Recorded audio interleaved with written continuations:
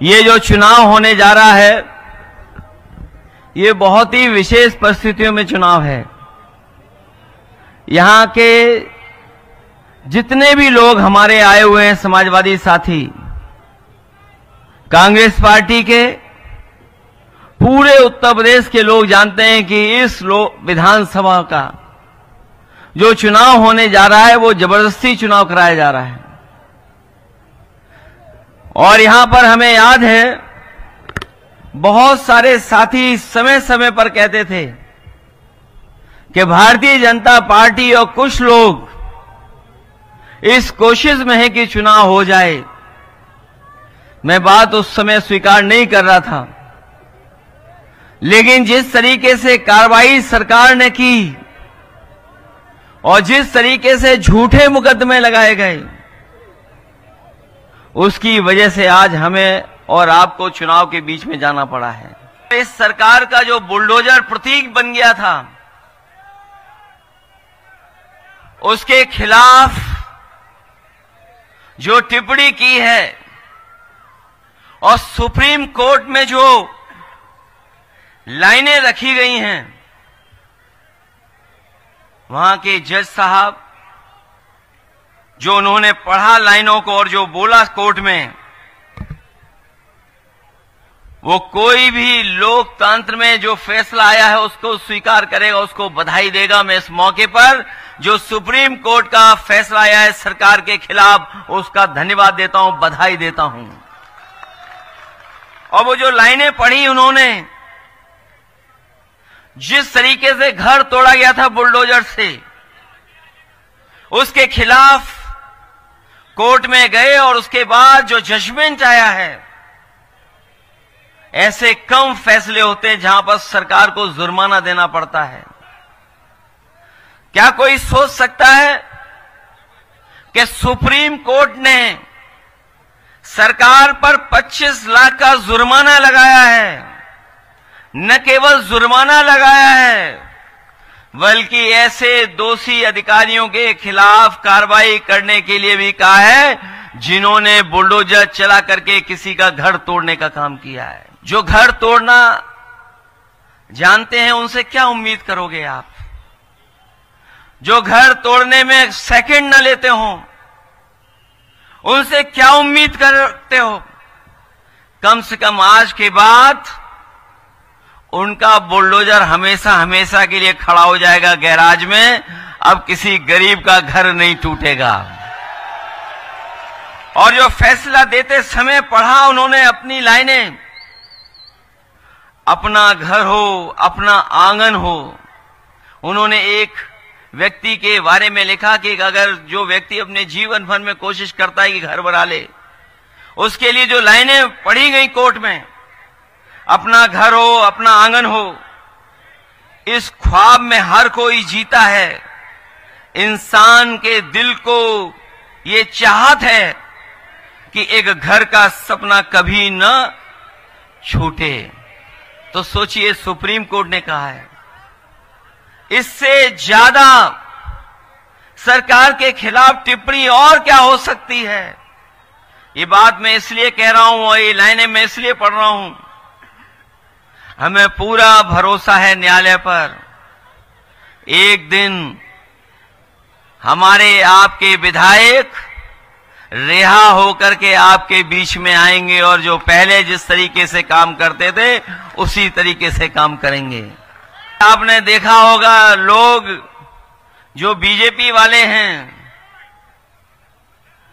वो घबराए और डरे हुए तो है ही हैं, लेकिन जब से उपचुनाव की तारीखें आ गई हैं वो कुछ हिले हुए दिखाई दे रहे हैं। और याद रखना, जो टालेंगे वो चुनाव हारेंगे। और अगर मैं सच्चाई कहूं और प्रतिशत के हिसाब से कहूं तो इस बार भारतीय जनता पार्टी 100% चुनाव हारने जा रही है। और सीटों की गिनती से बोलूंगा तो मैं इस बार 9 की 9 सीटें हारने जा रहे हैं। और हमारे जो मुख्यमंत्री जी हैं वो पीडीए के बारे में जानते नहीं हैं। वो कह रहे हैं कि पता नहीं क्या पीडीए है, उनका फुल फॉर्म जो पीडीए का बताया। तो मैं बहुत सोचता रहा, ये बताओ एच कहां से आ गया इसमें। जो वो पीडीए का उन्होंने फुल फॉर्म बनाया, मैं सोचता रहा ये एच कहां से आ गया। और सच्चाई तो ये है, जो पीडीए वाले घबराए हुए हैं वो इसलिए घबराए हुए हैं, पीडीए के नारे से उनके पेट में दर्द हो रहा है। पीडीए मतलब पेट में दर्द हो रहा है नारे से। ये जब से पीडीए का नारा चला है और साइकिल का हैंडल हाथ ने पकड़ा है, साइकिल का हैंडल हाथ ने जब से पकड़ा है, घबराए हुए घूम रहे हैं। ये आप जो बुनियादी सवाल आज है, आज सबसे बड़ा सवाल ये खड़ा हो गया है कि नौजवान हजारों की संख्या में धरने पर बैठा है प्रयागराज में। वो नौजवान कह रहा है कि हमें परीक्षा कराओ, हम परीक्षा देने के लिए तैयार हैं। लेकिन ये सरकार पता नहीं क्यों परीक्षा कैसी कराना चाहती है। जो लोग नारा दे रहे हैं कि वन नेशन वन इलेक्शन, जो नारा देते हैं वन नेशन वन इलेक्शन, बताओ परीक्षा नहीं करा पा रहे हैं। परीक्षा में न जाने कौन सा बदलाव चाहते हैं। ये योगी सरकार अनुपयोगी है। और जो आयोग है, आयोग बन करके खड़ा है, वो नौकरी नहीं दे पा रहा, वो परीक्षाएं नहीं करा पा रहा। और सोचिए पर्चे कितने लीक हुए थे, याद है आपको कि नहीं याद है? 7 साल में इतने कभी परीक्षा लीक नहीं हुए पेपर, जितने इस सरकार में पेपर लीक हुए थे। और लगातार पेपर लीक हुए थे।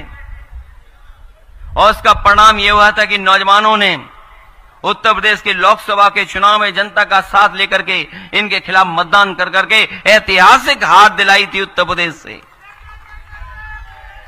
ये कभी कल्पना नहीं कर सकते थे, लेकिन उत्तर प्रदेश के किसानों ने, नौजवानों ने मिलकर के इनको हराने का काम किया।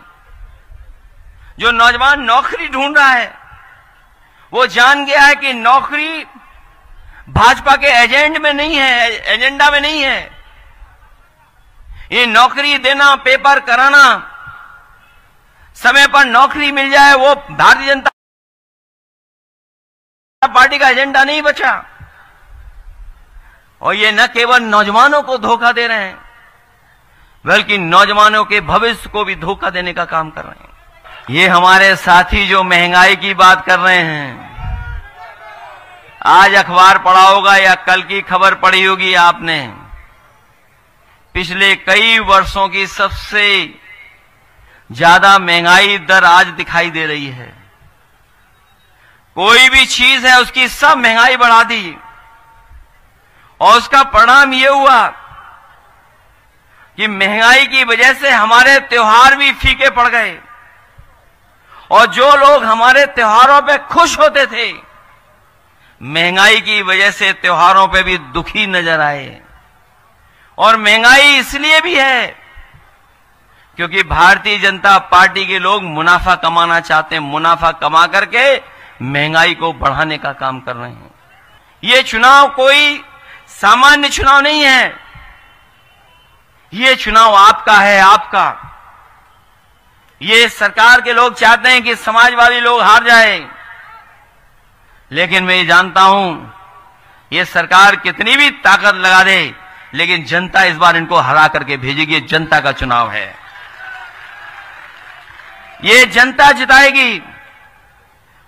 और सोचिए कितना अन्याय हुआ है, जेल भेजने से लेकर के दूसरी जेल भेज देने का। और मैं आपसे कहना चाहता हूं, वो तो कानपुर में ही रखते विधायक जी को, लेकिन क्योंकि मैं मिलने आ गया था विधायक जी से, इसलिए उन्होंने यहां से महाराजगंज भेज दिया। मैं आप सबको कह के जा रहा हूं, उन अधिकारियों को भी कहता हूं कि जिन्होंने ये फैसला लिया है जब सरकार बदलेगी तो फैसले वैसे ही लिए जाएंगे, जैसा व्यवहार आपका है वैसा ही व्यवहार हमारा होगा।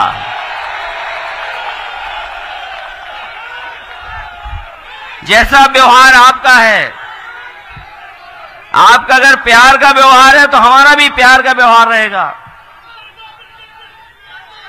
आप अगर हमारे साथ अन्याय करेंगे तो उस अन्याय को हम लोग भूलने वाले नहीं हैं। इस बार ये अन्याय नहीं भूलेंगे। मुख्यमंत्री जी कहते हैं कि उनके यहां महिलाएं बहुत सुरक्षित हैं।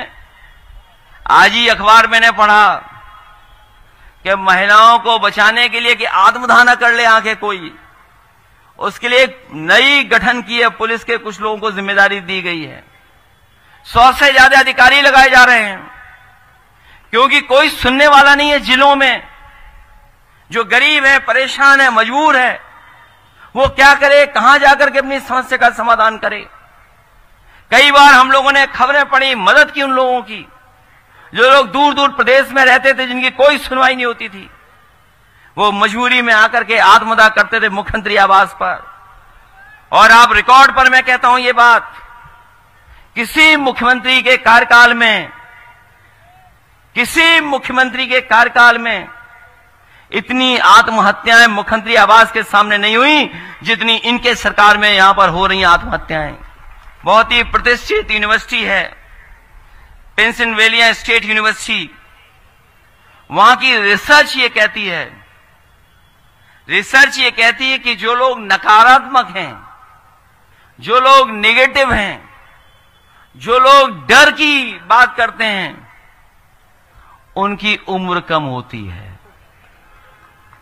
ये सुझाव दे रहा हूं मैं उन लोगों को जिनका भाव चेहरे से नकारात्मक दिखाई देता है, जिनके हाथ में विकास की रेखा नहीं है, उनके हाथ में विनाशकारी रेखा है। और ये स्टडी कहती है कि अगर आप खुश रहते हो, आप पॉजिटिव बात करते हो, तो आपकी उम्र भी बढ़ती है और आप जवान भी दिखाई देते हो। ये सुझाव है भारतीय जनता पार्टी के जो नकारात्मक सोच वाले हैं, जो दूसरों को अपराधी बोलते हैं, गुंडा बोलते हैं, बदमाश बोलते हैं। आपने सुना होगा हम लोगों को और आप लोगों को क्या क्या कहते हैं ये लोग। कभी अपराधी कहते हैं, कभी माफिया कहते हैं, कभी गुंडा कहते हैं। मुझे तो लगता है कि जब वो घर से निकलते हैं तो आईना नहीं देख करके निकलते हैं। इसलिए नेगेटिव पॉलिटिक्स को इस बार कोई हराने जा रहा है तो आपकी ये पीडीए की आवाज इनको हराने जा रही है। यही पीडीए प्रोग्रेसिव पॉलिटिक्स का एक हिस्सा है। ये न केवल प्रोग्रेसिव पॉलिटिक्स पीडीए है, बल्कि हमारी आपकी पॉजिटिव पॉलिटिक्स है। बाबा साहब भीमराव अंबेडकर जी ने जो हमें ताकत दी है, उस चुनाव में भी हम कह रहे थे, अभी का चुनाव जो लोकसभा का गुजरा, उसमें भी हम लोग यही कह रहे थे कि संविधान हमारी संजीवनी है। बाबा साहब भीमराव अंबेडकर जी ने जो संविधान दिया है, वो संविधान हमारी ढाल है, वो संविधान हमारी सुरक्षा है, वो संविधान हमें शक्ति देता है। ये संविधान हमारा रक्षा कवच बनकर के काम करता है। इसलिए ये संविधान हमारा संजीवनी है। ये न केवल आप इस परिवार को न्याय दिलाने के लिए वोट डालने जा रहे हैं, बल्कि संविधान बचाने के लिए भी आप लोग वोट डालने जा रहे हो। ये सरकार अभी सुधरी नहीं है। जो पढ़ाई में, जो नौकरी में आरक्षण मिला था, जो नौकरी और पढ़ाई में आरक्षण मिला था, उससे भी खिलवाड़ कर रहे हैं ये लोग। हालांकि हाई कोर्ट, सुप्रीम कोर्ट मदद कर रहा है, लेकिन उसके बावजूद भी संस्थाओं में इन्होंने लोगों को बैठा दिया है। जो संस्थाएं बैठी हैं, अभी उन संस्थाओं से हमें न्याय दिलाना है आपको। इसलिए बाबा साहब भीमराव अम्बेडकर जी के रास्ते पे चलने वाले लोग और तमाम उनको मानने वाले लोगों से मैं अपील करना चाहता हूं कि हम समाजवादी लोग लोहिया के विचार और बाबा साहब भीमराव अम्बेडकर के विचारों को लेकर के आगे बढ़ेंगे। कोई भी जोखिम उठाना पड़ेगा, लेकिन हम लोग संविधान को खतरे में नहीं आने देंगे। संविधान को बचाने के लिए कुछ भी करेंगे।